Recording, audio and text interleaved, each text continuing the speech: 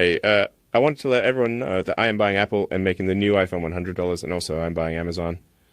Hey, I wanted to let everyone know that I am buying Apple and making the new iPhone $100, and also I'm buying Amazon.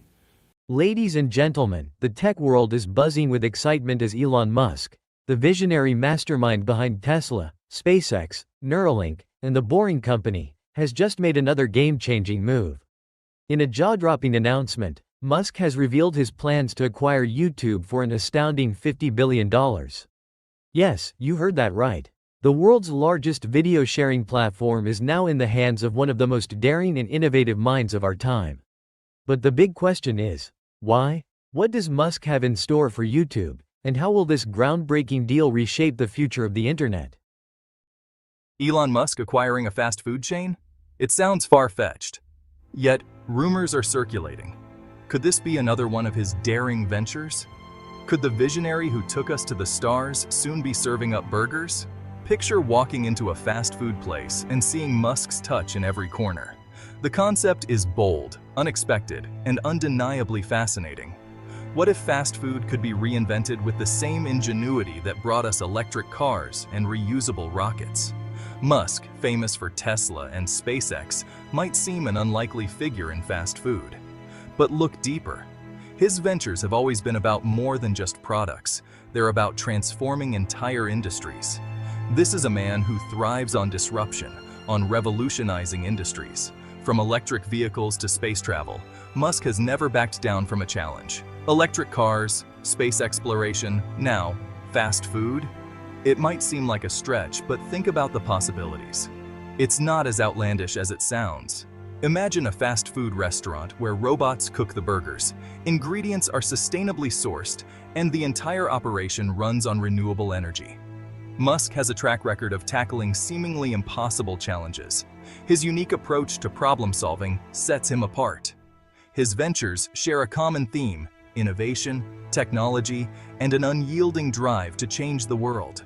Each project is a step towards a more sustainable and advanced future. Is the future of fast food about to get a major upgrade? With Musk leading the charge, we could witness a revolution in how we perceive quick, convenient meals. If anyone can transform the way we eat, it might just be Elon Musk. The next time you enjoy a burger, it could be a glimpse into the future. Elon Musk isn't just an entrepreneur, he's a visionary. From a young age, he set his sights on grand challenges. He co-founded PayPal, revolutionizing online payments. Then came SpaceX, with the audacious goal of colonizing Mars. Tesla, his electric car company, challenged the entire auto industry. Musk's ambition knows no bounds. He sets out to solve problems, not just build businesses. His ventures are united by a common theme: sustainability, technology, and a focus on the future. Whether it's reducing our carbon footprint or making life multi-planetary, Musk thinks big. And now, he might be setting his sights on another global challenge: reinventing fast food. McDonald's is more than just a restaurant chain. It's a global icon, a symbol of fast food that has become ingrained in cultures around the world. From its humble beginnings in San Bernardino, California, McDonald's has grown into a behemoth with over 38,000 locations in more than 100 countries. With its golden arches and Big Macs, it represents something universally recognizable. The brand has become synonymous with quick, affordable meals, and its influence extends far beyond just food. But why would Elon Musk, a titan of technology, be interested in burgers and fries? Musk, known for his ventures in electric vehicles, space exploration, and renewable energy, seems an unlikely candidate to be associated with a fast food giant. The answer lies in McDonald's vast scale and reach. With its extensive network, McDonald's serves millions of customers daily, making it a powerful platform for any large-scale initiative. It's a global network, serving millions daily. This unparalleled reach provides a unique opportunity for innovation and transformation on a massive scale. For Musk, this presents a unique opportunity, a platform to implement change on a massive scale. Imagine integrating cutting-edge technology and sustainable practices into every McDonald's location worldwide. McDonald's faces criticism for its environmental impact and labor practices. Issues such as waste management, carbon footprint, and fair wages have been points of contention for years. Musk, known for his focus on sustainability and automation, could see this as a chance to make a real difference. By leveraging his expertise, he could address these criticisms head-on and transform McDonald's into a model of modern efficiency and environmental responsibility. Imagine a world where your Big Mac is made with plant-based meat, delivered by a robot, ensuring consistency and quality in every order. This could revolutionize the fast food industry. In a restaurant powered by renewable energy, solar panels, wind turbines, and other green technologies could make each location self-sustaining and environmentally friendly. That's the kind of future Musk might envision. A future where technology and sustainability go hand in hand, transforming not just McDonald's, but the entire fast food industry for the better. What would a Musk-led McDonald's look like? Picture this: sleek, automated kitchens where robots flip burgers with precision. Self-driving cars whisk orders to your doorstep, minimizing wait times. Menus could feature plant-based alternatives, catering to a growing health-conscious consumer base. Imagine ordering your McPlant through a touchscreen, customizing every detail. The restaurant itself could be a model of sustainability, powered by solar panels and designed for minimal waste. This isn't just about serving food, it's about reimagining the entire fast food experience. Sustainable burgers? Musk's green ambitions. Sustainability is a cornerstone of Musk's vision. At Tesla, he's pushing for electric vehicles to combat climate change. Solar City, his solar energy company, aims to make renewable energy accessible to all. So how would this translate to McDonald's? Imagine sourcing ingredients locally, reducing transportation emissions. Packaging could be made from biodegradable materials. Musk could even explore vertical farming, growing lettuce and tomatoes within the restaurants themselves. The goal? To create a fast food chain that's not only efficient, but also environmentally responsible. Can robots flip burgers? The automation question. Automation is another key theme in Musk's work. His Tesla factories are already highly automated, with robots working alongside humans. Could we see this same technology revolutionize McDonald's kitchens? Imagine robotic arms flipping burgers, dispensing drinks, and even assembling orders. This could streamline operations, reduce costs, and potentially improve food safety. However, automation also raises concerns about job displacement. Musk would need to find a balance, integrating technology while preserving jobs and providing new opportunities for employees. The human element. The challenge of jobs. The potential for job losses is a serious concern with automation. Fast food restaurants employ millions globally, and many fear robots will replace them. Musk would need to address this issue head-on. One solution could be retraining and upskilling employees. Workers could be trained to operate and maintain the new automated systems, shifting from manual labor to more technical roles. Musk could also focus on creating new jobs in areas like software development, data analysis, and sustainability management. The key is to ensure that technological advancements benefit both the company and its workforce. The regulatory maze navigating food laws. The food industry is heavily regulated, with strict rules governing food safety, hygiene, and labeling.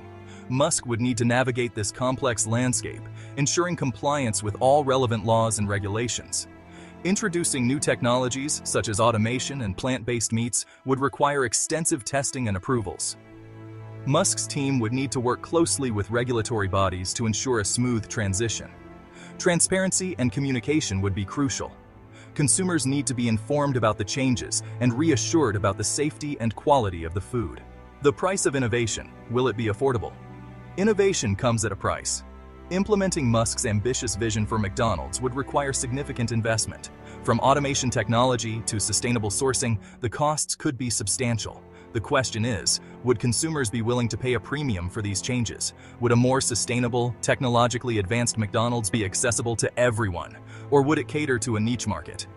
Musk would need to find a balance between innovation and affordability. Making sustainable and ethical choices shouldn't come at the expense of accessibility for the average consumer. Musk's next giant leap. Will he succeed? Elon Musk has a knack for achieving the seemingly impossible. From revolutionizing the electric car industry with Tesla to making space travel more accessible with SpaceX, his ventures have consistently pushed the envelope. He's challenged conventions and pushed the boundaries of innovation in multiple industries. His relentless pursuit of progress has made him a household name and a symbol of modern ingenuity. But can he do the same for fast food? The fast food industry is a different beast altogether, with its own set of unique challenges and deeply entrenched practices. Transforming a global giant like McDonald's is no small feat. The company serves millions of customers daily, and any significant changes could have far-reaching implications. It will require navigating complex challenges, from automation to sustainability to regulatory hurdles. Implementing advanced technologies like robotics and renewable energy sources could revolutionize the industry, but it won't be easy. But if anyone can pull it off, Musk might be the one. His track record of overcoming obstacles and turning ambitious ideas into reality speaks for itself. One thing is certain: if Musk does acquire McDonald's, get ready for a wild ride. The potential for innovation is immense, and the impact on the fast food landscape could be profound. The future of fast food could be about to get a whole lot more interesting. Imagine a world where your burger is cooked by a robot, your order is taken by an AI, and the restaurant is powered by solar energy. Will Musk's vision revolutionize the way we eat, or will it be a recipe for disaster? Only time will tell, but one thing is for sure: the fast food industry will never be the same again.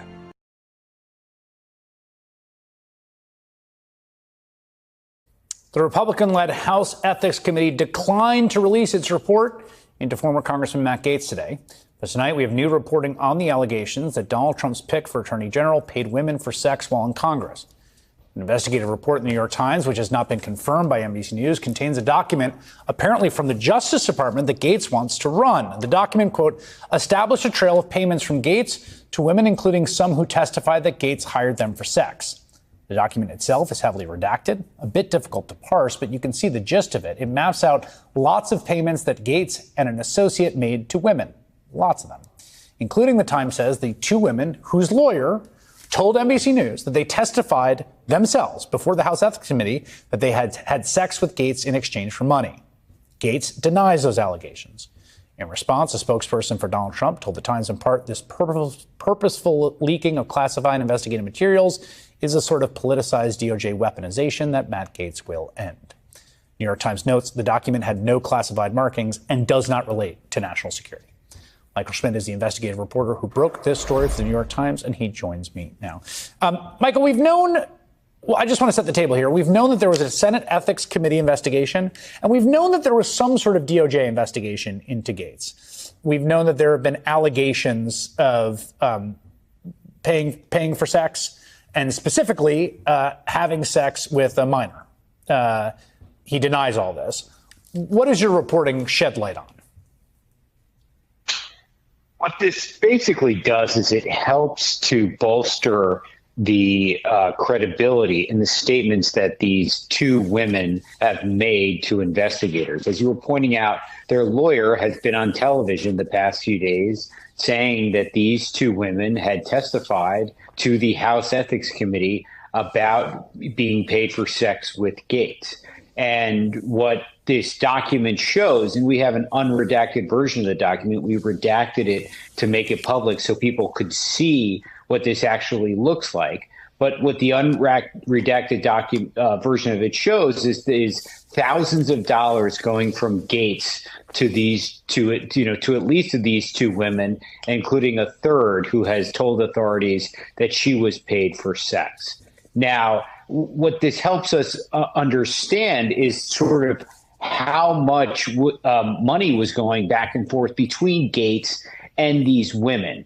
The lawyer says that the women would usually be paid between $500 to $1,000 or so for one of their encounters with Gaetz, which would sometimes include several days together and partying that went on during that. And so it gives us a larger sense here of how much money was going back and forth. The lawyer said ultimately these two women received a total of $10,000 from Gaetz, one $6,000, another $4,000. Putting all these facts aside, what this helps to show is what was going on inside of the federal investigation. This shows what federal investigators knew, the ability that they had to see into Gaetz' finances, and how they were able to establish that Gaetz was sending money to these women. And this is important because Gaetz has denied the allegations. He has said that none of this is true, that he never paid for sex. But this document, this Department of Justice document that was used in the investigation of Gaetz, shows money going from him to the women. Yeah, and we should say that Mr. Leopard's the name of that lawyer who has two clients who he says, who your reporting indicates are some of the recipients of this money that's being paid by Gates, and that he says have testified, I think, in multiple venues, if I'm not mistaken, but certainly the ethics committee, under oath saying that they were paid for sex with Matt Gates. I believe one of them testified that she saw Matt Gates having sex with a minor, 17-year-old at the time, a woman that she's a friend of. Again, Gates denies all this. It seems that, what Gates's folks and what Trump's folks have been saying is like, well, they didn't charge him. He was, quote, cleared by the DOJ. And clearly they're correct that he was not charged for this, whatever the investigation bore out. Correct. He was not charged. Others were. The chief accuser of his, a guy named Joel Greenberg, who was a local tax collector in Florida, pled guilty to this charge and cooperated against Gates and talked about how he had seen Gates have sex with the 17-year-old girl. One of the women of the, who was a client of the lawyer, Mr. Leopard, has told congressional investigators that she saw Mr. Gates have sex with a 17-year-old. It is true the department did not charge Gates, but what you're seeing, and if you think through it, it makes sense, is that if Gates's nomination goes forward, he will almost certainly, you'd have to think, be asked at his hearing, at his confirmation hearing, whether he had sex with women for money. And that will put him in a position where he will have to answer the question. He could also take the Fifth Amendment if he really thought that he had criminal exposure there and didn't want to answer it. But whatever he says to that answer will be really interesting, because obviously if he says yes, that means one thing. If he says no, he's contradicting witnesses and other evidence that backs them up. And if he takes the Fifth Amendment, you'll have an attorney general, if he's confirmed, who took the Fifth Amendment during his confirmation hearing. Yeah, we should note here the obvious point in all this. Obviously, having sex with someone underage when you're a man in his 30s is illegal. Paying for sex is illegal. The Department of Justice is the chief law enforcement organ in the country and in the federal government, and he would be overseeing enforcement of that, not to mention the enforcement of the prohibition on Schedule I drugs, another part of what the Department of Justice does. Michael Schmidt, thank you very much.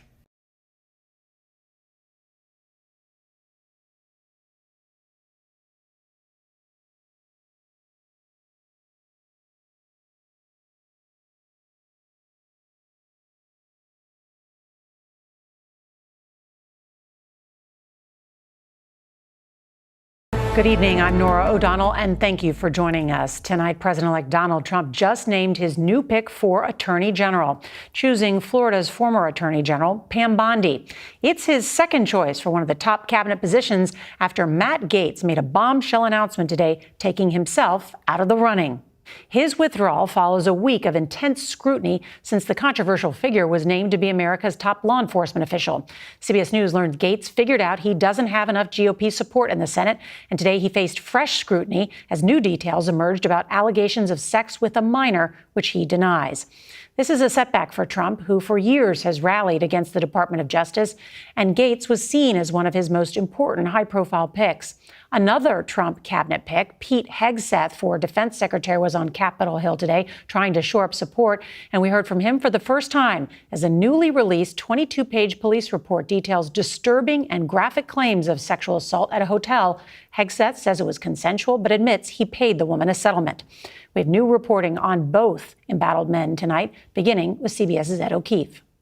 There's a sense of relief about it, of course. CBS News has learned that at least 8 Republican senators would have voted against President-elect Trump's first choice for Attorney General. I got the sense that the process was going to be challenging. While he believed he had momentum. It was a great day. Former Florida Congressman Matt Gaetz said today his expected nomination to lead the Justice Department was unfairly becoming a distraction, and there's no time to waste. Trump was calling senators and associates as recently as this morning to assess Gaetz's chances. The two spoke, and the president-elect later said the former congressman has much respect for stepping aside. The decision avoids, for now, an early fight between Trump and Senate Republicans over one of his top picks. This is ultimately the president's call, and I think the president has a good sense of what's best for him and his agenda and his cabinet. His withdrawal came today amid new reports that Gates had a second sexual encounter with a 17-year-old, though that allegation has been disputed by a witness. The encounter is the subject of a House Ethics Committee inquiry into allegations of sexual misconduct and illicit drug use by Gates. He's denied wrongdoing. Today, the head of the ethics panel said its investigation should now end. He has withdrawn his nomination. He is no longer a member of Congress. And so I think that this settles any involvement that the Ethics Committee should have. Beginning in 2019, the Justice Department also investigated allegations involving sex trafficking and obstruction.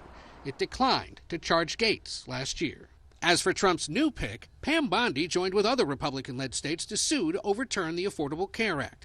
After her time as Florida Attorney General, she served as one of Trump's defense lawyers during his first impeachment trial. In a statement, Trump said she would refocus the Justice Department to its intended purpose of fighting crime and making America safe again. And CBS News has learned one of the reasons the president-elect's been calling around to GOP senators is he wants to ensure his attorney general is in place by day one when he starts issuing a flurry of executive orders that are likely to face big legal challenges. Nora? Ed O'Keefe from West Palm Beach. Thank you, Ed. It didn't take long. President-elect Donald Trump announced a new nominee for Attorney General just hours after Matt Gaetz bowed out. Former Florida Attorney General Pam Bondi is a close Trump ally. As Dick Brennan reports, it's also rough going for another cabinet nominee.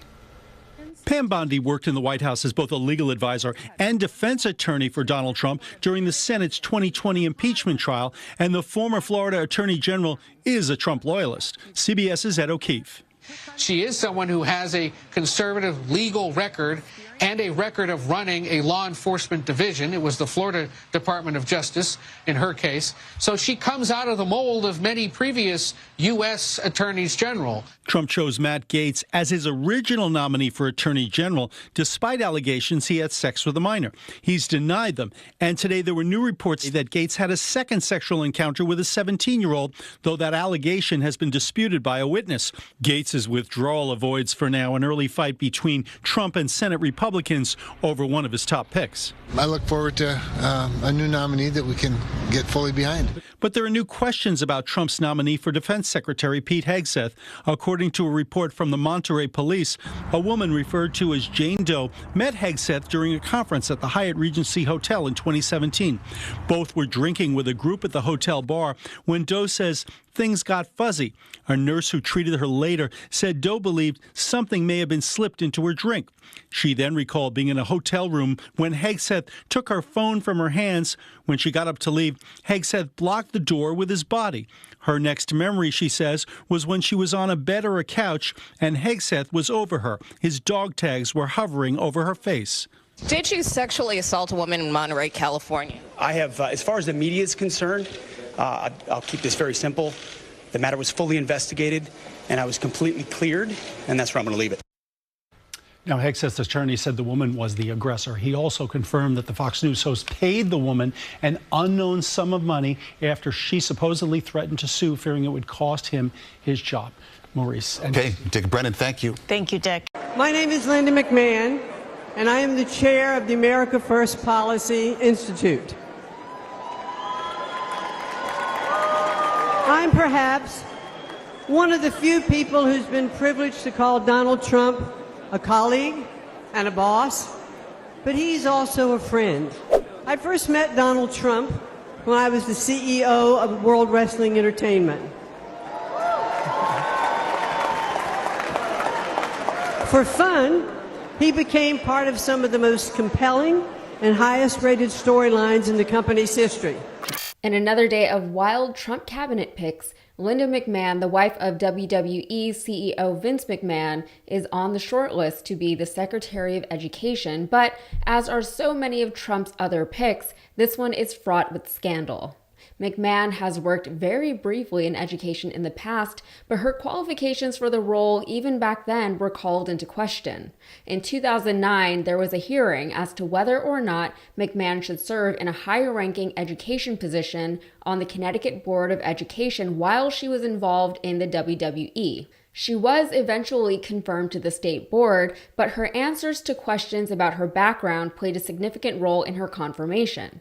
Later, those answers were found to not be entirely factual. For one, she claimed back then to have received a bachelor's degree in education, which was untrue. She had a degree in French, not quite the same thing.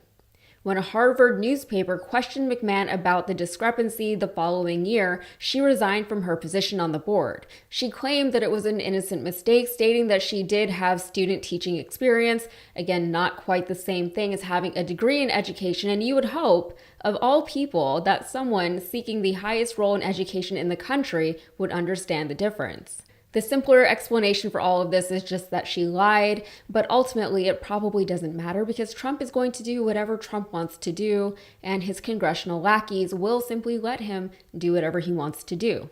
Apart from that one-year stint on the board, McMahon was once a trustee at Sacred Heart University in Fairfield, Connecticut. I had a dance recital there once, but that does seem to be the extent of her experience working in education. Meanwhile, we have seen recurring instances of sexual scandals with Trump's cabinet picks, and McMahon has found herself similarly engaged. Just last month, 5 former ring boys named both Linda and her husband Vince McMahon in a child sexual abuse lawsuit, along with the WWE and its parent company, TKO Group. The lawsuit alleged that from the 1970s all the way through the 1990s, former WWE announcer Melvin Phillips Jr. groomed and sexually assaulted the 5 claimants and other minors. The lawsuit also asserts that the McMahons knew about the assaults and did nothing about them. At one point, Phillips was fired from the WWE for his behavior, but he almost immediately got his job back by promising to behave, and of course he did not. Linda McMahon's lawyer had this to say about the lawsuit. She said this civil lawsuit, based upon 30-plus-year-old allegations, is filled with scurrilous lies, exaggerations, and misrepresentations regarding Linda McMahon. The matter at the time was investigated by company attorneys and the FBI, which found no grounds to continue the investigation. Ms. McMahon will vigorously defend against this baseless lawsuit and without doubt ultimately succeed. And whether or not you think a cabinet pick's partner should come under scrutiny, Vince's own record of sexual misconduct certainly isn't helping to endear the McMahons to the public as White House officials. Vince has been accused by a former WWE employee of sexual coercion, sexual assault, and sex trafficking. He is also being federally investigated regarding undisclosed payments of millions of dollars that he made to settle complaints of sexual misconduct and rape. Trump wants to gut the Department of Education anyway, so who cares who the secretary of it is? Nothing really matters anymore, it seems. And speaking of sexual misconduct from Trump's cabinet picks, Matt Gaetz has removed himself from consideration for the role of Attorney General because his own gross, alleged past, he says, is distracting the country from the real work that Trump wants to do. He is being the bigger man by choosing his country over his own personal ambitions. Of course, he has already stepped down from his seat in Congress, so we'll see where he goes from here. It is entirely possible that he's stepping down from this more public role just to take a more backseat role that's still somewhat influential. Of course, this stepping down came after congressional Republicans threatened to release damning information against Gaetz, only for Marjorie Taylor Greene to threaten to release damning information about all of those Republicans if they did. Polling also showed that Gaetz was wildly unpopular with the public, so that may have been a contributing factor to his stepping down, but I don't personally believe that government officials actually concern themselves with public opinion anymore. Again, this all feels very 2016, but even more ridiculous now than it was back then. We're fully back in the Trump circus. We've been here before, so none of it should really be surprising. And I guess that's what the people who voted for Trump wanted. More of this insanity all over again. More of being constantly gaslit by things that just don't make sense, but people seem to be okay with all of it. Sexual misconduct, even rape that has been tried and convicted, doesn't seem to get people's attention anymore. They've become numb to it to the point that they just tell themselves the accusations, again, even the ones that have been tried and convicted, probably aren't true and it's all just political. These are the same people who are obsessed with the genitalia of children while also claiming to only ever care about the children. And this is our country now. All right, that is it for me. If you got anything out of this, please like the video and subscribe to the channel for more. Donald Trump's presidential win didn't just shake up Washington, D.C.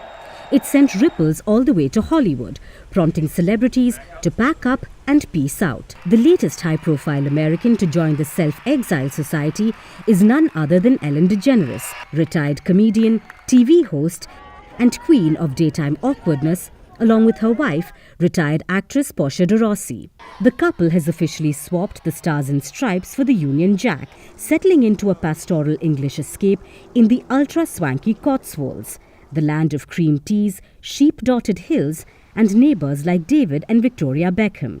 Reports suggest DeGeneres and de Rossi had already snapped up their slice of Cotswold's charm pre-election.